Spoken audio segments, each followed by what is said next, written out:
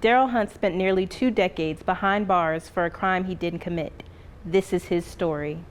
On the morning of August 10, 1984, Deborah Sykes was on her way to work when she was raped and brutally murdered. A twisted web unfolded that led to Hunt's conviction. A 911 call put officers on a path that zeroed in on Hunt. Hunt's lawyer, Mark Rabel, said Hunt's recall on where he was on the day of the murder established his innocence early on in their journey together. The question of did he do it?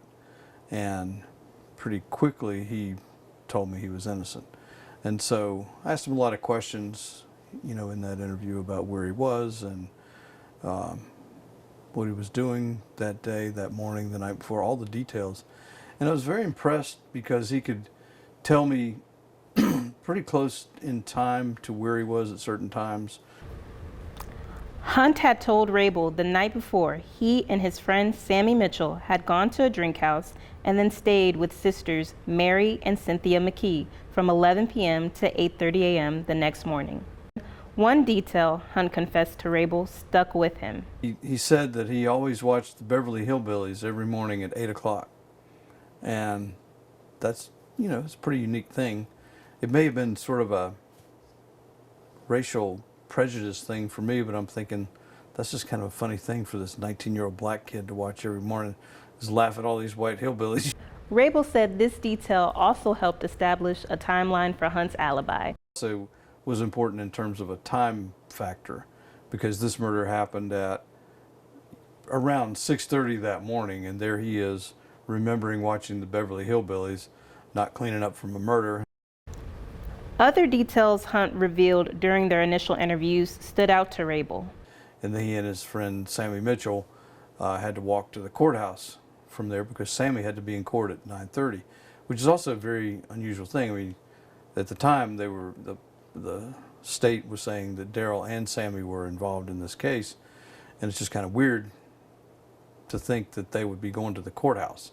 I mean, if you just committed a murder of this type, a pretty horrible murder, a lot of blood and everything, you'd think whoever did that would be hiding out or cleaning up. Hunt's incredible memory for detail was not the only thing that stood out to Rabel. His tenacity also made an impression. Rabel told Hunt they could do a DNA test to prove his innocence, although DNA testing wouldn't be possible for another 10 years. Hunt was eager to do anything to clear his name.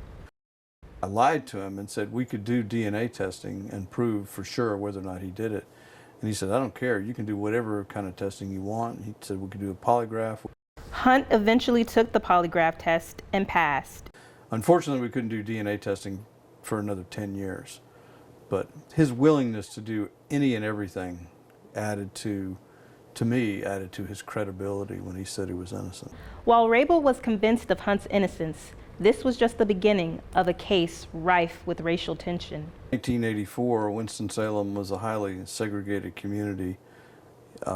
In those days, Highway 52, which divided east and west Winston-Salem, it was a clear dividing line between white and black. And there was some overflow into different areas of the city, but it was still very basically a segregated town. I mean, churches, restaurants, businesses, everything was just separate.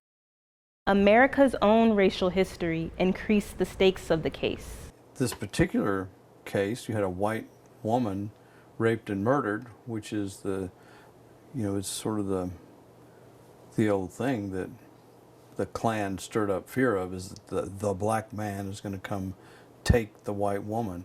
And so it brought up all these fears of centuries of the history of the United States and of the South.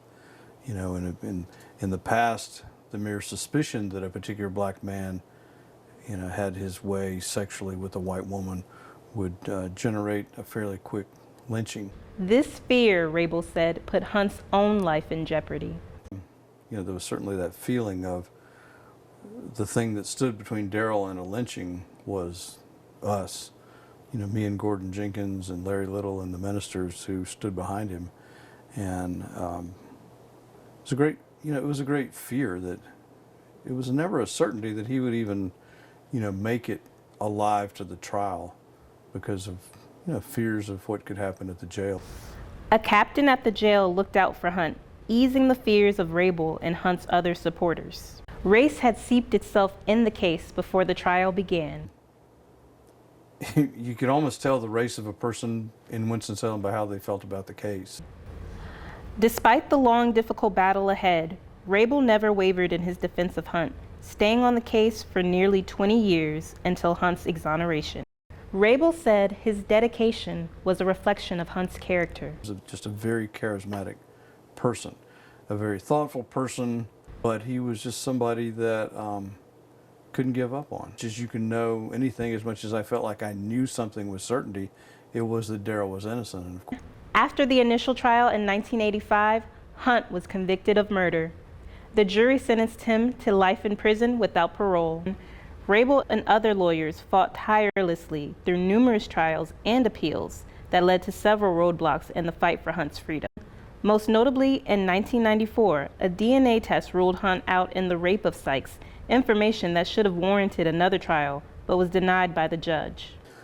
yeah, that day in November of 1994, when Judge Morgan ruled against us, or against Darryl, it felt like it was against us. It's sort of funny that I would say that, but it was like all of us.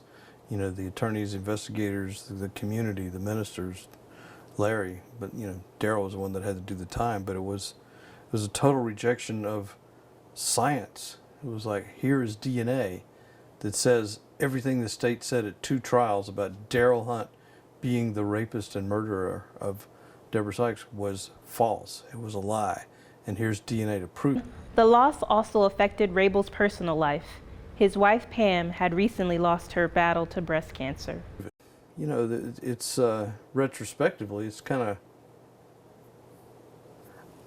it's hard to sort of unravel, so a lot of energy from loss of Pam to trying to save Darryl, so it's almost like in a strange sort of emotional way. I think that I thought that I could somehow make up for her death by getting Darryl out. And so that day when we lost in the DNA motion, it's like a cosmic existential loss. It's like a slap in the face, by God. Although this ruling was one of many setbacks in the case, it weighed heavily on both Hunt and Rabel. Rabel, on his way out of the courthouse that day, smashed his fist on the door, breaking a bone in his hand. Later that day, he wrote a letter to Hunt. I think I broke my hand when I slammed it on the courthouse door as I left, following my brief statement to the media.